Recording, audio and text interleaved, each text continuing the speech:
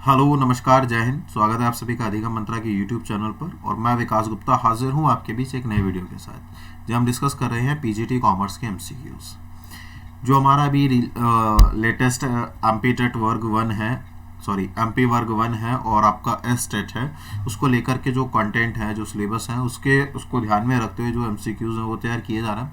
वैसे तो ये जो एमसीक्यूज हैं वो सभी एग्जाम्स के लिए जो है, मतलब पीजीटी कॉमर्स का लगभग कोई भी आप एग्जाम दे लो, ये क्वेश्चंस आपको वहाँ पर देखने को मिल ही जाएंगे। मतलब सभी नहीं, लेकिन इनमें से मोस्ट प्रोबेबली आपको क्वेश्चंस देखने को मिल जाएंगे, चाहे वो एमपी का है, चाहे वो एचपीएससी का है, चाहे वो स्टेट का है ना, चाहे वो केवीएस का है, चाहे वो DSSB में है, मतलब कोई भी, ये बड़े जेन्युइन क्वेश्चंस हैं।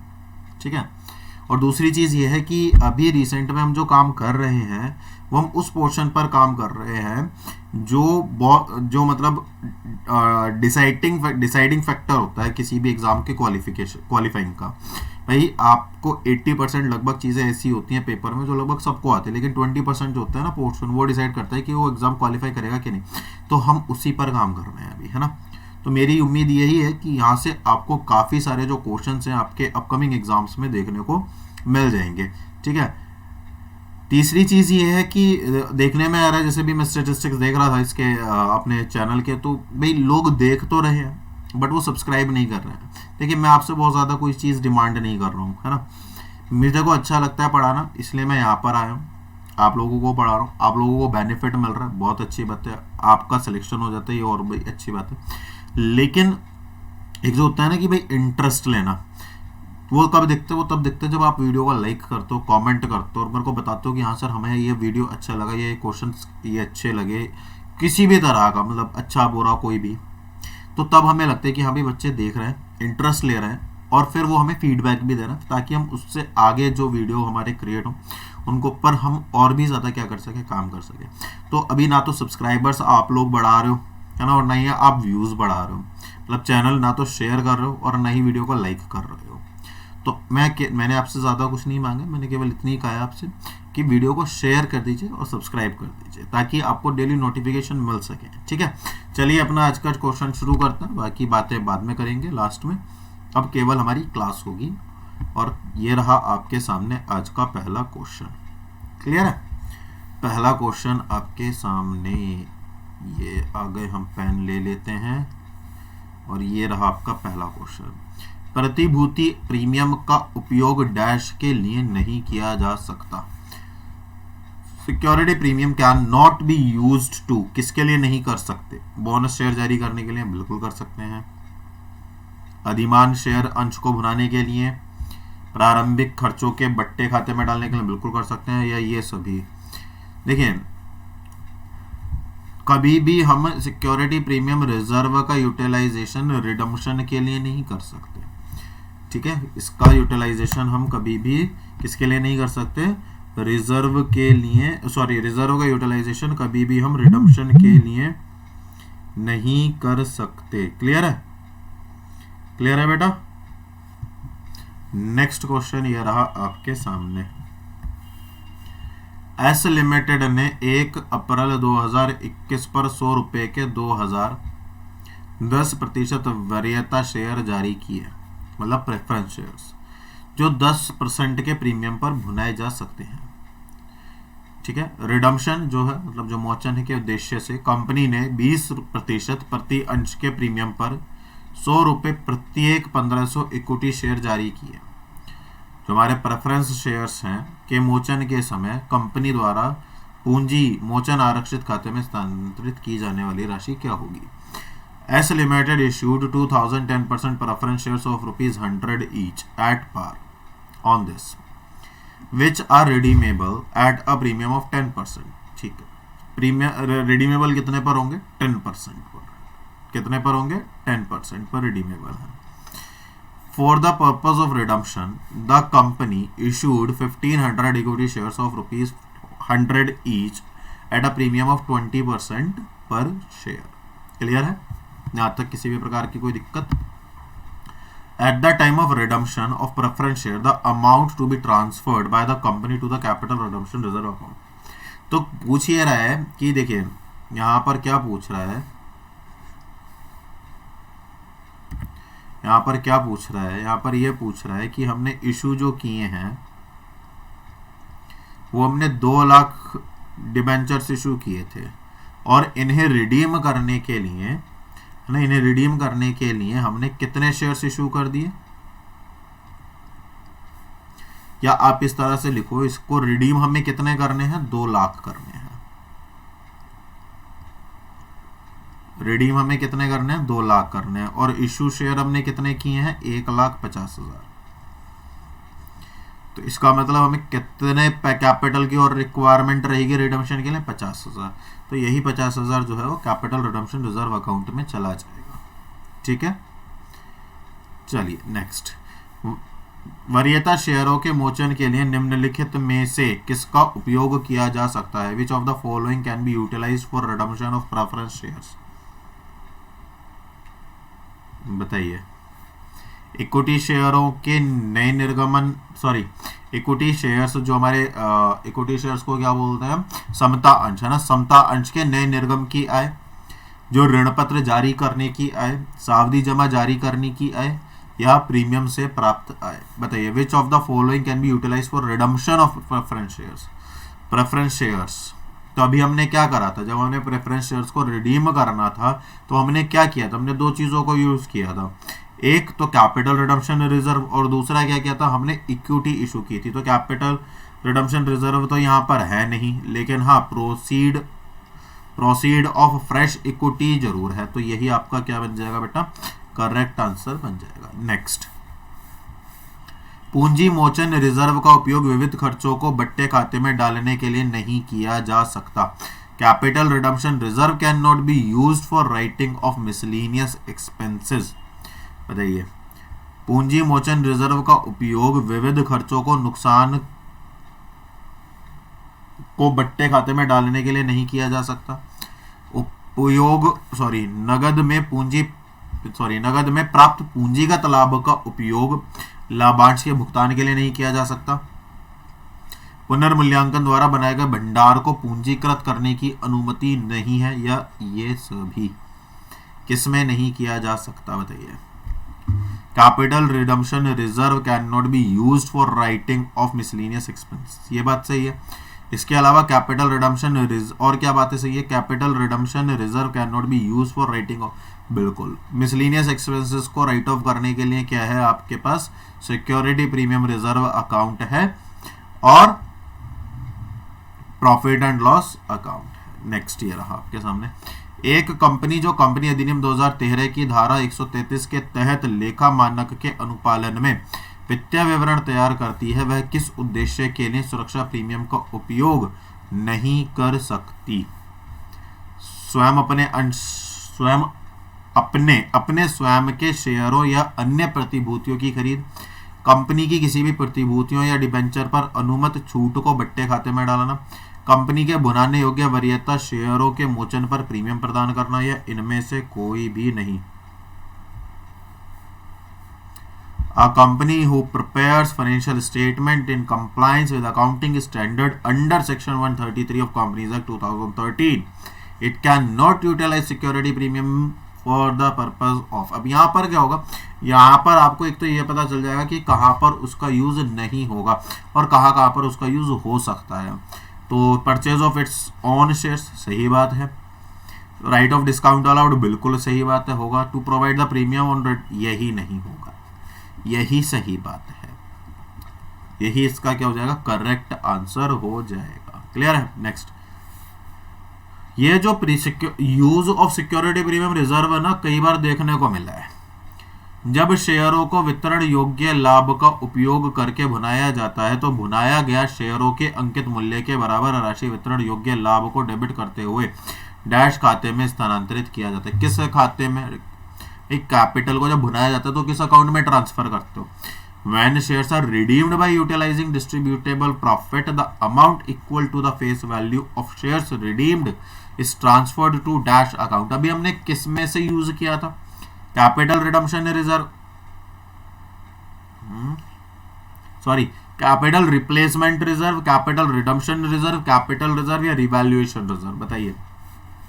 पूंजी प्रतिस्थापन रिजर्व, पूंजी मोचन रिजर्व, पूंजी आरक्षित या पुनर्मूल्यांकन रिजर्व। तो capital redemption reserve will become the correct answer. Clear है बेटा ये वाली बात। नेक्स्ट थोड़ा जल्दी करेंगे, क्वेश्चन थोड़े ज्यादा हैं। पूंजी मोचन आरक्षित खाते के हस्तांतरण की अनुमति कहां से है? Transfer of capital redemption reserve account is allowed from, कहां से करोगे उसका? जनरल रिजर्व में से करोगे।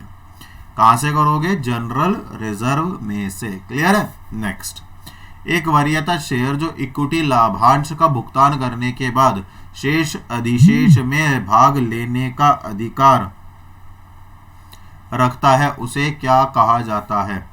अ preference share which carry the right of participating in the surplus left after paying equity dividend is called. परिवर्तनीय वरीयता शेयर, संचयी वरीयता शेयर, भाग लेने वाले वरीयता शेयर, इनमें से कोई नहीं।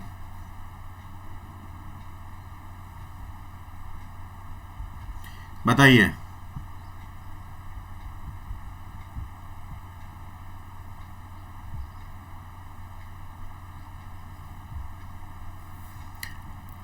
बताइए। तो the correct answer will be the preference share which carry the right of participating. तो जो पार्टिसिपेटिंग है तो वो पार्टिसिपेटिंग प्रेफरेंस शेयर्स हो जाएंगे, पार्टिसिपेटेड वाले पार्टिसिपेटिंग प्रेफरेंस शेयर्स हो जाएंगे। क्लियर है। नेक्स्ट, भुनाने योग्य वरीयता शेयरों को भीतर भुनाया जाना चाहिए, मतलब कितने सालों के भीतर उनको क्या रिडीम किया जा सकता है? तो 20 ईयर्स। बहुत सीधा सीधा सा आंसर है, लड्डू क्वेश्चन। नेक्स्ट, एक कंपनी 100 रुपए प्रति शेयर के अपने 200 तरजीह शेयरों को भुनाना चाहती है। कंपनी के पास जनरल रिजर्व में 50,000 रुपये और लाभानी खाते में 40,000 रुपये की राशि है। 10% के प्रीमियम पर 10 रुपये के इक्विटी शेयर जारी करना चाहती है। तो नंबर ऑफ इक्विटी शेयर ये जानने हैं। क्या नंबर ऑफ इक्विटी शेयर? तो कितने हैं हमारे पास? 2 लाख। कितने हैं हमारे पास? 2 लाख। इन 2 लाख में से जो 90,000 हैं भाई, 50,000 इसके और 40,000 इसके, तो कितने के, तो उनका यूटिलाइजेशन यहाँ पर हो जाएगा। तो अभी हमें कितने फंड की और रिक्वायरमेंट पड़ेगी? 1,10,000। 1,10,000 में इक्विटी शेयर कितने का है? 10 रुपये का। तो कितने हो गए? 11,000 हो गए। अब बच्चे कहेंगे सर 11,000 क्यों होगा? यहाँ पर +1 प्रीमियम भी तो जाएगा, तो 10,000 होना चाहिए। नहीं, बिल्कुल भी नहीं, ये गलती मत करना। जब भी नंबर ऑफ शेयर्स, इस केस में जब भी कैपिटल रिडम्पशन वाले, जब या हम रिडम्पशन ऑफ प्रेफरेंस शेयर्स करते हैं, तो जो हम वैल्यू निकालते हैं, नंबर ऑफ इक्विटी शेयर्स निकालते हैं, तो हम कभी भी प्रीमियम और डिस्काउंट को अलाउ नहीं करते। इसीलिए यहाँ पर फेस वैल्यू ही जाएगा। इस बात का विशेष ध्यान रखना, और यही एक कारण है जो इस क्वेश्चन को यहाँ पर लिया गया है। क्लियर है। अब आपको लग रहा है कि क्वेश्चन का जो लेवल है या जो क्वेश्चंस हैं, वास्तव में इस तरह के, जिस तरह का सिलेबस है, जिस तरह के वो क्वेश्चंस बनते हैं, उनका लेवल क्या होता होगा, है ना। तो देखिए, मतलब लेवल वगैरह कुछ नहीं है। कई बार बच्चे कह देते हैं कि बहुत आसान पेपर आया, कई बार कह देते हैं बच्चे बहुत कि भाई डिफिकल्ट आया। तो जो क्वेश्चंस आपसे सॉल्व हो गया और आप कॉन्फिडेंट है कि भाई ये हमसे आता है, तो वही आपके लिए क्या बन जाएगा? ईजी बन जाएगा। और वहीं पर अगर आपको लगता है ये डाउट में है, तो वही आपका क्या हो जाएगा? डिफिकल्ट हो जाएगा या मॉडरेट हो जाएगा। तो अपना कॉन्सेप्ट क्लियर होना जरूरी है। नेक्स्ट क्वेश्चन जब हम चलेंगे तो ये आ जाएगा, जब प्रत्येक कूपन भुगतान और बॉन्ड के मोचन मूल्य को अलग कर दिया जाता है और अलग अलग और स्वतंत्र उपकरणों के रूप में जारी किया जाता है, तो उन्हें क्या कहते हैं? When each coupon payment and the redemption value of bond are detached and are issued as separate and independent instruments are called coupon, strips, प्रमाण पत्र या वारंट। बताइए क्या सही आंसर जाएगा?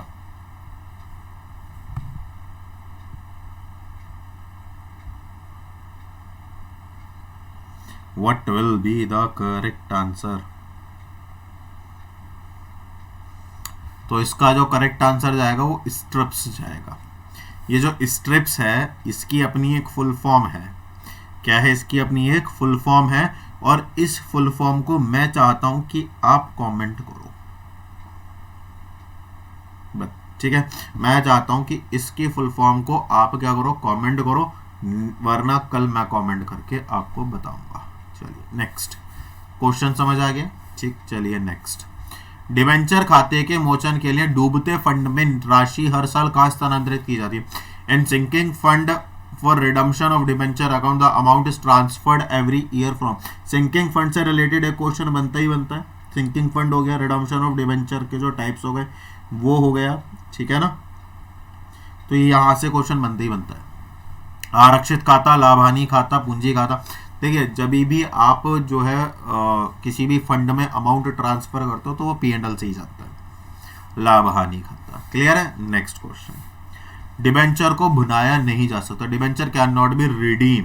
तो पार पर हो सकते हैं, प्रीमियम पर हो सकते हैं, लेकिन डिस्काउंट पर कभी भी जैसे आपने सुना होगा ना कि भाई जैसे एक बहुत सीधी सी बात है, अगर आपको ना नहीं पता है तो आप ना इसमें एक बहुत सीधी सी बात ध्यान में रखो कि यहाँ पर एक व्यक्ति ये है और एक व्यक्ति ये है, ठीक है। इस व्यक्ति ने इससे 100 रुपये लिए, अब ये व्यक्ति इसको रिटर्न करना चाहता है, मतलब ये A है ये B है। B ने A से कितने रुपए लिए हैं, 100 रुपये लिए हैं। अब B इसको रिटर्न करेगा तो एक कंडीशन तो ये है कि B ने क्या करा कि 90 रुपये वापस दिए, एक 100 के 100 वापस दे दिए और एक 110 वापस दे दिए। तो एक किस में एग्री करेगा कि 110 में वो फटाक से ले लेगा, 100 में कि चल भाई ठीक है ब्याज नहीं दे रहा, एटलीस्ट मूल तो दे ही रहा है, पैसा डूब तो नहीं रहा। लेकिन वो अगर 90 की बात करेगा ना तो वो बिल्कुल भी मना कर देगा कि भाई मैं नहीं ले रहा। सेम कहानी यहाँ पर है, अगर ये प्लस में भी इशू कर रहा है या माइनस में भी इशू कर रहा है तो भी वो क्या करेगा, प्रीमियम और पार की कंडीशन में ही जाएगा, लेकिन डिस्काउंट की कंडीशन में वो कभी भी नहीं जाने का है। तो नेक्स्ट क्वेश्चन ये रहा हमारा, जब सभी डिबेंचर भुनाए जाते हैं तो डिबेंचर डूबते फंड खाते में शेष राशि किसमें अंतरित की जाती है। सिंकिंग फंड अकाउंट की जो शेष राशि है वो कहां पर जाएगी, वो जाएगी बेटा जनरल रिजर्व में। कहां पर जाएगी, वो जनरल रिजर्व में। तो यहाँ पर ना जो है आपकी एंट्री बन जाती है debenture sinking fund account debit to general reserve. Clear है। नेक्स्ट क्वेश्चन ये रहा आपके सामने, डिबेंचर जारी करने पर देय कमीशन दर से अधिक नहीं होना चाहिए। कितना कमीशन है, 2.5% है। 5% किस में, शेयर्स के केस में है। डिबेंचर के केस में 2.5% है, शेयर्स के केस में 5% है। अगर शेयर्स की बात आ रही है और कॉल्स इन एरियर कह रहा है, क्या कह रहा है, कॉल्स इन एरियर, तो 10% है और कॉल्स इन एडवांस कह रहा है तो 12% है। ये ध्यान में रखेंगे। नेक्स्ट, निम्नलिखित में से किसका उपयोग केवल बड़ी कंपनियों द्वारा किया जा सकता है जो अल्पकालिक वित्त जुटाने के लिए उच्च क्रेडिट रेटिंग और मजबूत वित्तीय स्वास्थ्य का आनंद ले रही हैं। Which of the following can be used by only large companies enjoying high credit rating and sound financial health to raise short-term finance? व्यापार ऋण, आस्थगित आय, वाणिज्यिक पेपर, खाता प्राप्त ऋण। बताइए, ये तो नहीं होगा, रिसीवेबल ये भी नहीं होगा। अब दो बच्चे, ट्रेड क्रेडिटर के कमर्शियल पेपर। यहाँ पर क्या बात हो रही है, हाई क्रेडिट रेटिंग की बात हो रही है, तो कमर्शियल पेपर जाएगा। क्या जाएगा, कमर्शियल पेपर। ठीक है। नेक्स्ट, डिबेंचर के संबंध में निम्नलिखित में से कौन सा कथन सत्य है। यहाँ पर सत्य पूछा है ना, which of the following is true with respect to debenture. तो अंकित मूल्य के 10% से अधिक छूट पर डिबेंचर जारी नहीं किए जा सकते। यार ऐसी कोई कंडीशन नहीं है। सतत डिबेंचर को अपरिवर्तित डिबेंचर के रूप में भी, सतत मतलब जो परपेचुअल है, जो हमेशा चलते रहेंगे, या इनको इररिडीमेबल भी एक तरह से कह सकते हो। डिबेंचर्स को शेयरों में परिवर्तित नहीं किया जा सकता, ये है इररिडीमेबल, सॉरी परपेचुअल और है ना, हाँ इररिडीमेबल। ठीक है। डिबेंचर्स प्रीमियम पर जारी नहीं किए जा सकते। इनमें से कौन सा सही है,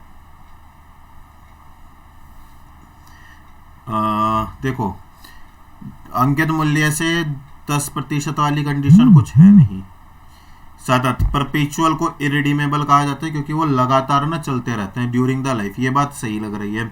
डिबेंचर को शेयरों में परिवर्तित नहीं किया जा सकता, गलत बात है। डिबेंचर्स तो कन्वर्ट ही शेयर्स में होते हैं या न्यू डिबेंचर्स में होते हैं। डिबेंचर्स प्रीमियम पर जारी नहीं किए जा सकते, बिल्कुल जारी किए जा सकते हैं। तो बेटा ये वाली बात तो सही हो जाएगी आपकी, ख वाली। ठीक, ये वाली आपकी जो बात है सही हो जाएगी। नेक्स्ट क्वेश्चन ये रहा आपके सामने, एक कंपनी जिसमें विक्रेता कंपनी का विलय किया जाता है तो उसे क्या कहते हैं। Company into which the vendor company is merged is called. हस्तांतरणी कंपनी स्थानांतरणकर्ता कंपनी, बेचने वाली कंपनी, इनमें से कोई नहीं। Transferee company, transferor company, selling company, none of the. Vendor companies merged, a company into which the vendor, एक company जिसमें कोई वेंडर कंपनी क्या हो रही है, मर्ज हो रही है, तो उसको क्या करेंगे, ट्रांसफरी कहेंगे। क्या कहेंगे, ट्रांसफरी। क्यों, क्योंकि उसने अपना सारा बिजनेस क्या कर दिया, ट्रांसफर कर दिया, हस्तांतरणी। ठीक है ना, और जो जिस कंपनी ने लिया वो ट्रांसफरर। ठीक है ना। नेक्स्ट, समामेलन समायोजन रिजर्व, हस्तांतरणी कंपनी के वित्तीय विवरणों में प्रस्तुत किया जाता है। Amalgamation adjustment reserve is presented in the financial statement of the transferee company. अन्य वर्तमान संपत्तियां, हेड रिजर्व और सरप्लस के तहत नकारात्मक चिन्ह के साथ अलग लाइन अन्य गैर वर्तमान संपत्तियां। देखिए, amalgamation adjustment reserve is presented in the financial statement of the transferee company as separate line item with a negative sign under the head reserve and surplus। ठीक है। नेक्स्ट, भाई आप इसको इस तरह से समझो, ट्रांसफरी कंपनी कौन है, जो देने वाली है, मतलब जो हस्तांतरित होने वाली है। ठीक है, तो इसका मतलब क्या है कि उसने क्या बना रखा है, अमलगमेशन एडजस्टमेंट रिजर्व क्या है, वो फाइनेंशियल स्टेटमेंट में दिखा रखा है। तो इसका मतलब क्या है कि जैसे सपोज करो ना, कोई कंपनी है, जैसे कोई एडटेक कंपनी में ही मान लो कि एडटेक कंपनी में ना कोई कंपनी है, ठीक है, और उसने अपनी जो बैलेंस शीट है ना, उसके फाइनेंशियल स्टेटमेंट्स के नीचे एज अ फुट नोट है ना, अमलगमेशन एडजस्टमेंट रिजर्व अकाउंट बनाना शुरू कर दिया। तो इसका मतलब क्या है कि आगे आने वाले समय में वो कंपनी क्या हो जाएगी, धीरे धीरे बंद हो जाएगी, या वो अपना जो व्यापार है वो हस्तांतरित करने का विचार कर रही है। तो कहीं ना कहीं ये जो उसके इन्वेस्टर्स हैं, ये जो उसके यूजर्स हैं, उनके लिए एक नेगेटिव साइन होता है। क्या होता है, ये एक नेगेटिव साइन होता है। तो इसको इस तरह से भी समझ सकते हैं। क्लियर है। नेक्स्ट क्वेश्चन आपके सामने है। अकाउंटिंग स्टैंडर्ड 14 के अनुसार खरीद विचार वह राशि है जो देय राशि पर सहमत है। As per accounting standard 14, purchase consideration is the amount agreed payable to, किसको पेबल की जाती है, शेयर होल्डर को। किसको की जाती है, शेयर होल्डर को। ठीक है। नेक्स्ट क्वेश्चन ये रहा आपके सामने। समामेलन के समय खरीद विचार में शामिल नहीं है।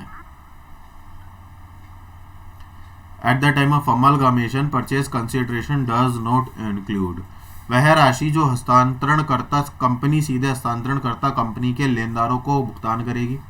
हस्तांतरणकर्ता कंपनी द्वारा हस्तांतरणकर्ता कंपनी के शेयरधारकों को संपत्ति के रूप में किया गया भुगतान। हस्तांतरणकर्ता कंपनी द्वारा हस्तांतरणकर्ता कंपनी के वरीयता शेयरधारकों को जारी किए गए वरीयता शेयर। सही है। At the time of amalgamation purchase consideration does not include, purchase consideration में the sum which is transferee company will directly pay to, नहीं, यही वाला नहीं जाएगा कि वो कभी भी अपने क्रेडिटर्स को डायरेक्टली पे नहीं करेगी। ठीक है, कोई भी ट्रांसफरी कंपनी ट्रांसफरर कंपनी के क्रेडिटर्स को कभी भी डायरेक्ट पे नहीं करेगी, यही सही है। ठीक है। नेक्स्ट, समामेलन के मामले में स्टॉक पर अवास्तविक लाभ या हानि के उन्मूलन के लिए प्रविष्टि की जाती है। In case of amalgamation the entry of elimination of unrealised profit और loss on stock is made. क्रय कंपनी, बहुत सीधी सीधी सी बात है। नेक्स्ट, एक ऐसी कंपनी जो टेक ओवर के लिए एक तारबंद व्यक्ति के बचाव में आती है, उसे क्या कहा जाता है। A company which comes to the rescue of a targeted for take over is called रक्षक, सफेद शूरवीर, सफेद स्क्वाड डिफेंस या greenmail, protector, white knight, white squad defence या ग्रीन मेल। कोई भी कंपनी जो किसी भी टारगेटेड को टेक ओवर करने के लिए होती है, उससे उस कंपनी को रेस्क्यू करती है। तो उसको क्या कहा जाता है, उसको क्या कहा जाता है। जैसे सपोज करो ये दोनों कॉम्पिटिटर हैं और ये जो है, इसको इस तरह से समझो, और ये जो है ए महोदय ये थोड़े से ना बड़े कॉम्पिटिटर हैं। अब ये बेचारा छोटा सा है, मासूम सा। अब ये जो ए है ये चाहता है कि बी अपना सारा बिजनेस जो है वो इसमें डाल दे। तो अचानक से एक कंपनी आ गई बीच में। उसने सी से कहा कि अरे भाई क्या कर रहे हैं, पागल पागल हो गए कि जो तुम अपनी कंपनी बेच रहे हो, मतलब उसको क्या कर दिया, इन्फ्लुएंस कर दिया। तो उसने क्या करा कि उसने इस व्यक्ति को अपने शेयर्स तो दिए, लेकिन जो मेजॉरिटी है वो मेजॉरिटी किसके पास रह गई, इस व्यक्ति के पास। क्लियर है?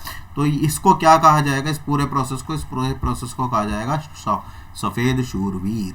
नेक्स्ट, जब प्रबंधक अत्यधिक गर्व या पशु भावना के कारण विलय के अवसरों का मूल्यांकन करने में अति आशावाद की त्रुटियां करता है तो इसे क्या कहते हैं, अति आवश्यकतावाद। इसको कहा जाता है when the manager commits errors of over optimize in evaluating merger opportunities due to excessive pride or animal spirit is termed as। जैसे कुछ लोग होते हैं ना, कर दो देखा जाएगा, पढ़ लेंगे देखा जाएगा, हो जाएगा देखा जाएगा, कोई टेंशन नहीं देखा जाएगा। तो वो अति उत्साहित लोग होते हैं। क्या होता है, अति उत्साहित, बिना सोचे समझे।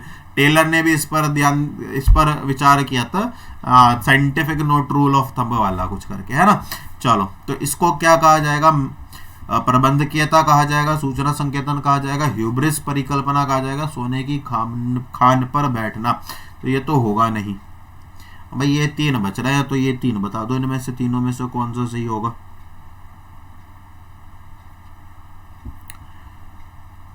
मैनेजर कमिट्स एरर, तो वो क्या करता है, उसको ह्यूब्रिस हाइपोथेसिस कहा जाता है।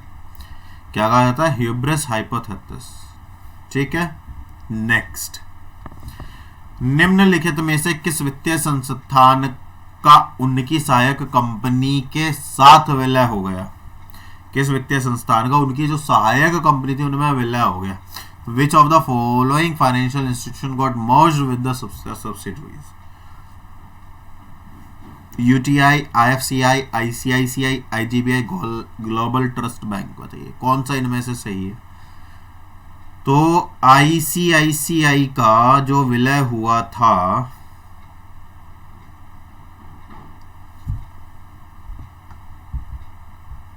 वो किस में हो गया, आईडीबीआई में हो गया। आईसीआईसीआई का जो विलय था वो किस में हो गया,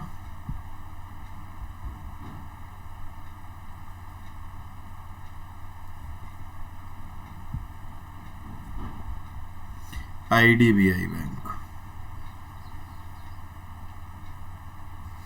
ठीक है, क्लियर है। नेक्स्ट,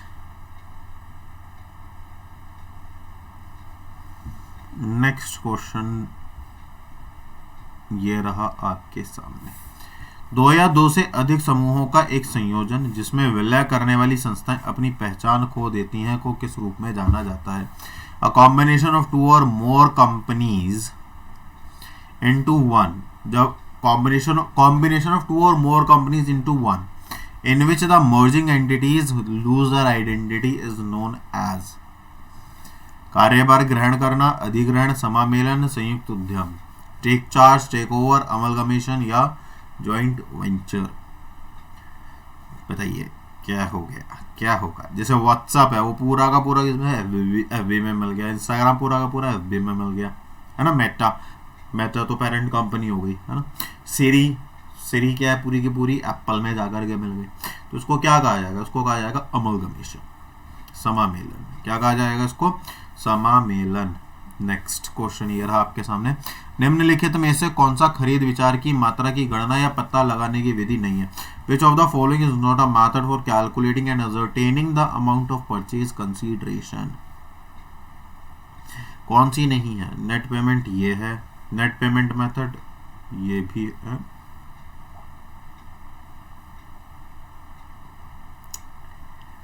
ये दोनों सेम ही है। लंप सम मेथड ये भी है, इंट्रिंसिक वैल्यू मेथड ये भी, तो सारे ही हैं। नन ऑफ दीज आएगा, इसका एक बढ़ा लो भाई, नन ऑफ दीज है इसमें answer, none of these. Next, जब पुनर्निर्माण का उद्देश्य आमतौर पर पूंजी को फिर से व्यवस्थित करने या लेनदारों के साथ संयोजित करना या अर्थव्यवस्था को प्रभावित करना होता है तो इस प्रकार के पुनर्निर्माण को कहा जाता है। When the object of reconstruction is usually to reorganize capital or to compound with creditors or to affect economies, then such type of reconstruction is called। परिसमापन के साथ आंतरिक पुनर्निर्माण, कंपनी के परिसमापन के बिना आंतरिक पुनर्निर्माण, बाहरी पुनर्निर्माण या इनमें से कुछ भी नहीं। Is usually reorganize capital. जब आप कैपिटल को रीऑर्गेनाइज करोगे तो इसका मतलब क्या है कि आप इंटरनल रिकंस्ट्रक्शन कर रहे हो बिना लिक्विडेशन ऑफ कंपनी के। नेक्स्ट, आंतरिक पुनर्निर्माण की योजना के तहत संचित हानियों को बट्टे खाते में डाल दिया जाता है। The accumulated losses under scheme of internal reconstruction and are written off against किसके?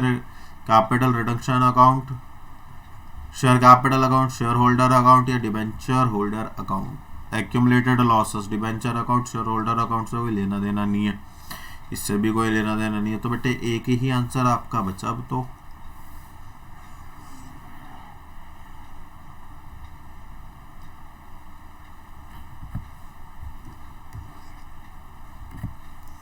फर्स्ट यही आपका क्या है करेक्ट आंसर बनेगा। क्लियर है? नेक्स्ट क्वेश्चन ये रहा 30। पुनर्निर्माण एक ऐसी प्रक्रिया है जिसके द्वारा किसी कंपनी के मामलों को किसके द्वारा मान्यता दी जाती है। Reconstruction is a process by which affairs of a company are recognized by. परिसंपत्तियों का पुनर्मूल्यांकन और देनदारियों का पुनर्मूल्यांकन। एक minute, reconstruction of the process by which affairs of company, अच्छा ठीक है, परिसंपत्तियों नहीं, ये वाली तो बात गलत हो जाएगी। शेयरों की चुकता मूल्य को कम करने और शेयरों के विभिन्न वर्गों से जुड़े अधिकारों को बदलने से पहले ही हुए नुकसान को बट्टे खाते में डालना। Writing off the losses already suffered by reducing the capital paid, value of shares and verifying the right attached. ये बात सही लग रही है, इस पे question mark. Both A B, ये तो कट गया तो ये नहीं होगा। नन ऑफ दिस, तो यही वाला जो होगा आपका वो क्या बन जाएगा बेटा? करेक्ट आंसर बन जाएगा। एक सेकंड रुको, गड़बड़ कर दी मैंने, एक सेकंड देना बेटे।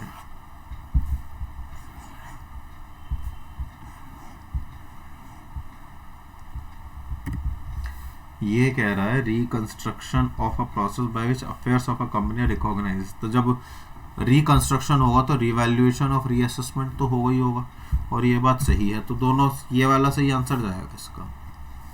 क्लियर है? नेक्स्ट, गलती हो गई थी, वो मैं कहीं और ध्यान चला गया था मेरा। रिकंस्ट्रक्शन है तो यही होगा। नेक्स्ट, आंतरिक पुनर्निर्माण के मामले में इन केस ऑफ इंटरनल रिकंस्ट्रक्शन केवल एक कंपनी का परिसमापन किया जाता है, दो या दो से अधिक कंपनियों का परिसमापन किया जाता है, कोई भी समय परिसमापन नहीं किया जाता।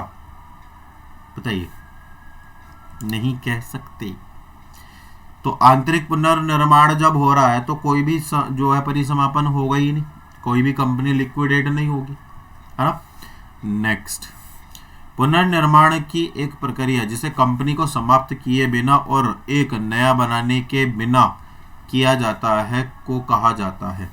A process of reconstruction which is carried out without liquidating the money and forming a new one is called, that is called internal reconstruction. That is called internal reconstruction. Next,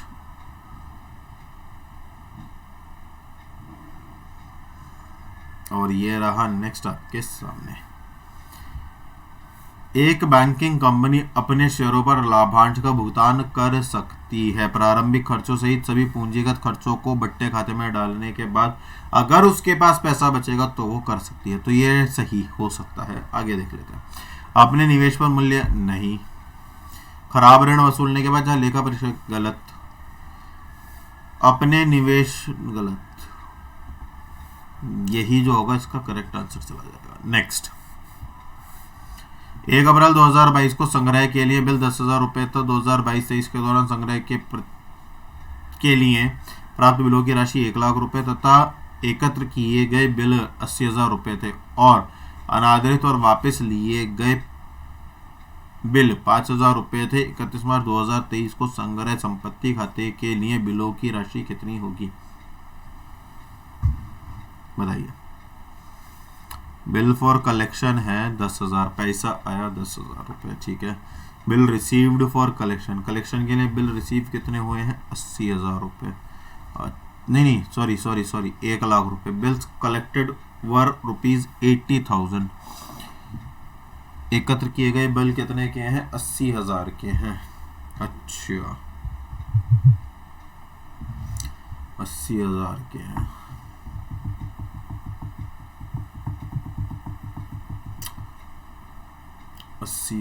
के हैं। आगे कह रहा है डिसऑनर और amount कितनी हो गई? वो 5,000 की ये अमाउंट हो गई।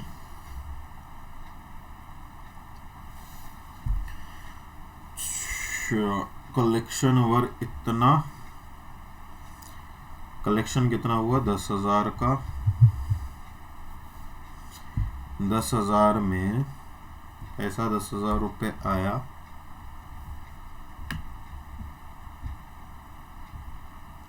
और 1,00,000 रुपये एक ये आए, 1,10,000 हो गया, माइनस 80,000 जो हैं वो एक ये हो गए, तो आपके बचे 30,000 है ना। और जब 30,000 में से आप ये रिडीम वाले, सॉरी ये रिडीम कह रहा हूँ, डिसऑनर वाले माइनस कर दोगे तो आपके पास वैल्यू आ जाएगी 25,000 आंसर आ रहा है भाई इसका। क्लियर है? नेक्स्ट, संग्रह के लिए बिल दिखाए गए हैं। Bill for collection are shown, bill for collection are shown. Note में जाएंगे, as note below the balance sheet, तो सीधा सीधा से इसमें तो कुछ है ही नहीं। नेक्स्ट, बिल छूट पर, छूट निम्नलिखित में दिखाई गई है। Rebate on bill discounted is shown in, जो भी बिल डिस्काउंटेड होते हैं उस पर जो रिबेट दी जाती है वो लायबिलिटीज होती है, ये बात ध्यान रखें, क्या होती है वो? लायबिलिटीज। क्लियर है? नेक्स्ट क्वेश्चन, मानक परिसंपत्तियों, कृषि, एसएमई और वाणिज्यिक अचल संपत्ति के लिए अग्रिम के अलावा पर कितने प्रतिशत प्रावधान की आवश्यकता है? बताइए।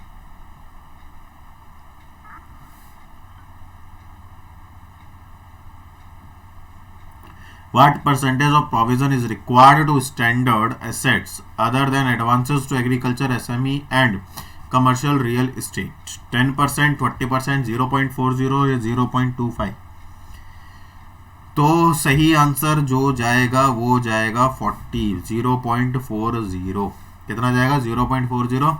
और अगर यहाँ पर होता केवल और केवल मानक कृषि, एसएमई और वाणिज्यिक अचल संपत्ति के लिए कितना जाएगा? तो हो जाता 0.25। क्लियर है? दोनों में डिफरेंस समझ आ गया, दोनों में से कुछ भी आ सकता है। जब आय को सुरक्षित ट्रस्ट बैंक द्वारा नगद आधार पर मान्यता दी जाती है तो इसके बीच अंतर किया जाना चाहिए। When income is to be organized on cash basis by safe trust bank, a distinction should be made between, इसके बीच में रखोगे परफॉर्मिंग और नॉन परफॉर्मिंग एसेट्स में। आपने एक नाम सुना होगा ना, परफॉर्मिंग, जो परफॉर्म करती है। जैसे सपोज करो मैंने आपको 5,00,000 रुपए उधार में दिए, तो आपने उसको धीरे धीरे करके क्या दे दिया? पेमेंट कर दिया।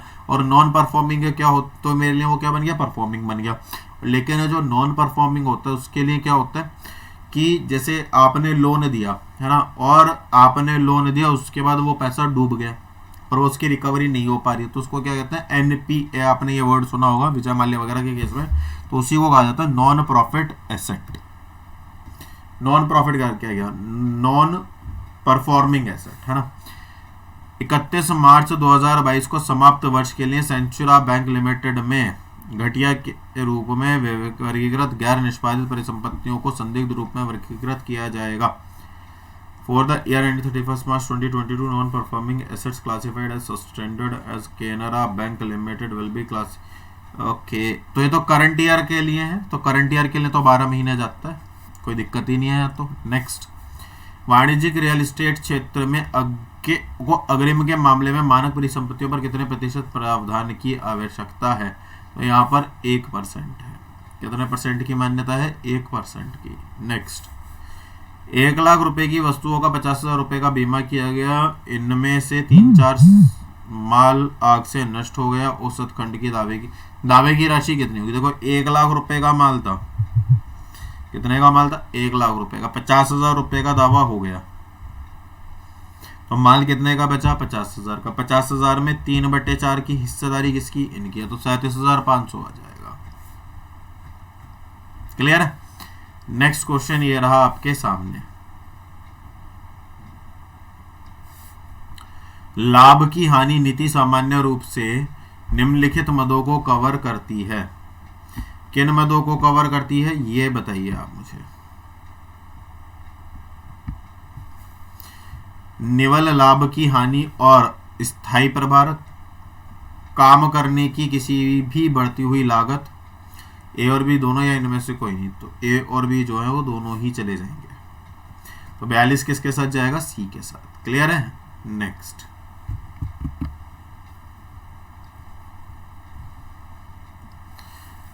यदि पॉलिसी फंड के बिना है, यदि पॉलिसी फंड के बिना है तो लाभ की हानि के लिए दावा क्या होगा? If the policy is without clause, a claim for loss of profit will be some insured high of actual loss and some insured lower of actual loss and some insured sometimes higher sometimes lower। तो ये तो condition होती नहीं है, ये अकेली हो नहीं सकती। Higher of actual losses and sum insured ये नहीं हो सकता। तो क्या करता है ये? कुछ तो एक्चुअल लॉसेज को कवर कर लेता है और कुछ जो सम्स है उनको क्या कर लेता है? इंश्योर कर लेता है। तो ये जो है आपका सी वाला जो है वो करेक्ट आंसर चला जाएगा। क्लियर है? नेक्स्ट, ये रहा आपके सामने, लाभ हानि, सकल लाभ की गणना इस प्रकार की जा सकती है। किस प्रकार की जा सकती है साहब? निवल लाभ प्लस बीमाकृत स्थायी शुल्क नहीं हो है कि नहीं है बताओ?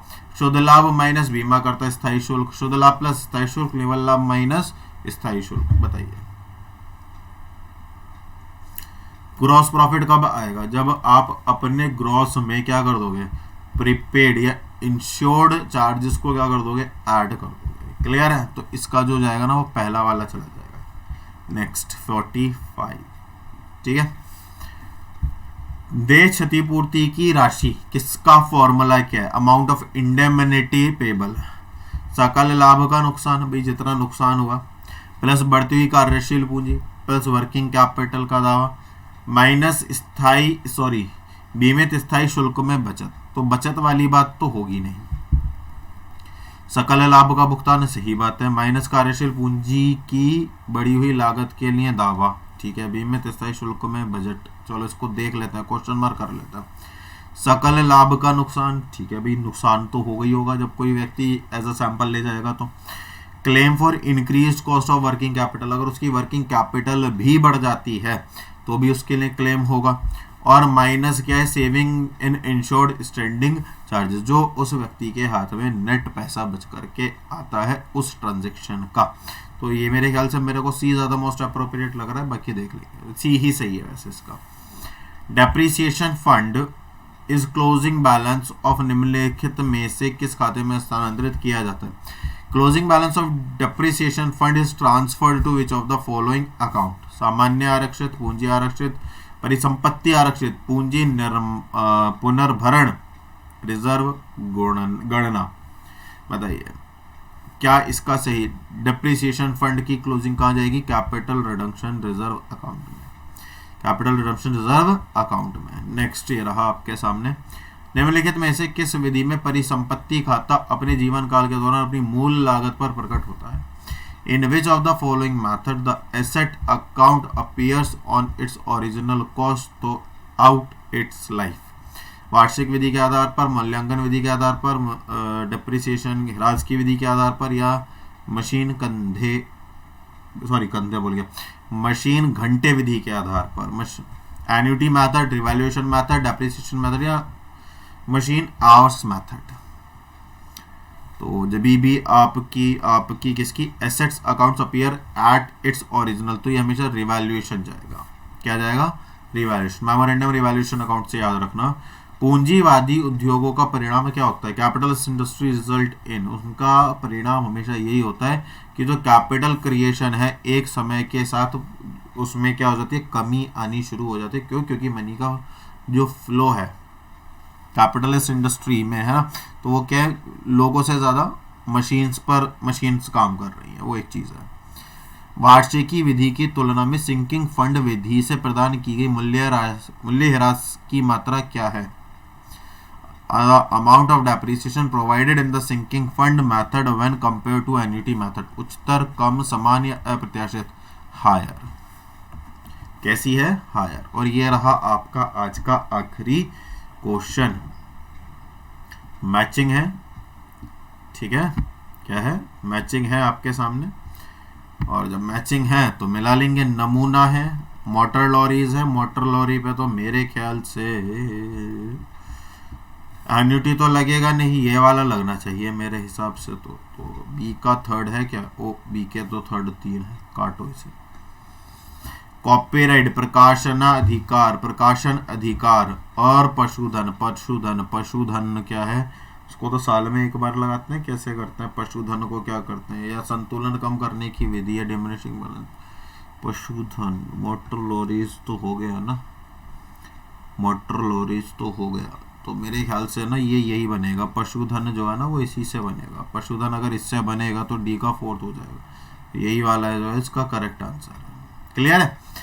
नेक्स्ट क्वेश्चन यही तक है, बाकी आप मुझे एक बार फीडबैक दे दीजिए कि आपको आज का सेशन कैसा लगा। मेरा प्रयास यही है कि आपकी मैक्सिमम से मैक्सिमम क्या है, प्रिपरेशन हो जाए, ताकि आपका जो रिजल्ट है, आपका जो सिलेक्शन है वो निकल करके सामने आ जाए। इससे ज़्यादा खुशी की बात और कुछ भी नहीं हो सकती। तो लगे रहिए, बने रहिए, मेहनत करते रहिए, और थोड़ी सी मेहनत चैनल पर भी कीजिए, ताकि ज़्यादा से ज़्यादा, या तुम लोग सपोर्ट नहीं करोगे तो फिर जो एक आइडिया लेकर के हम चल रहे हैं, आप लोग भी टीचर बनने जा रहे हो, है ना, तो खाली टीचर बनने का मतलब आज की डेट में ये नहीं कि आप क्लासरूम में गए, पढ़ा दिया और हो गया काम। ठीक है, वहाँ पर ना आपको कुछ चीज़ें मेंटेन करनी पड़ती हैं। तो जैसे मैं अभी अगर आपसे कह रहा हूँ कि you should have to share the channel, तो जब आप चैनल शेयर करोगे तो वहाँ पे ज़्यादा से ज़्यादा लोग जुड़ेंगे। ज़्यादा से ज़्यादा जब लोग जुड़ेंगे तो उनकी ज़्यादा से ज़्यादा क्वेरी होंगी। मेरे अंदर मोटिवेशन तो आ जाएगा कि भाई मेरे भरोसे कितने सारे जो बच्चे, हालांकि मेरे भरोसे तो मैं नहीं कह सकता, लेकिन आप फिर भी कहीं ना कहीं बहुत सारे जो बच्चे हैं वो इंतज़ार कर रहे हैं उन क्वेश्चंस का, उन वीडियोस का, जो उनके लिए बहुत ज़्यादा क्या है, हेल्पफुल रहेंगी। इसीलिए वीडियो को लाइक, शेयर और चैनल को सब्सक्राइब ज़रूर कीजिए, खुद भी कीजिए और औरों से भी कराइए। मिलेंगे कल कुछ और नए क्वेश्चंस और MCQs के साथ। तब तक अपना ख्याल रखिए, खुश रहिए। जय हिंद।